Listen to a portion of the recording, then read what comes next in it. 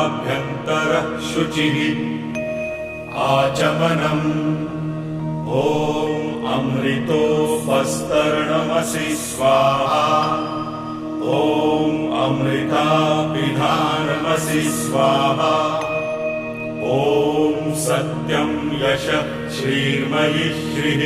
श्रयतां स्वाहा शिखाबन्धनम् ॐ चिद्रूपिणी महामाये दिव्यतेजः समन्विते इष्टदेवी शिखा मध्ये तेजो वृद्धिं कुरुस्व मे प्राणायामः ॐ भुः ॐ भुवः ॐ स्वः ॐ महः ॐ जनः ॐ तपः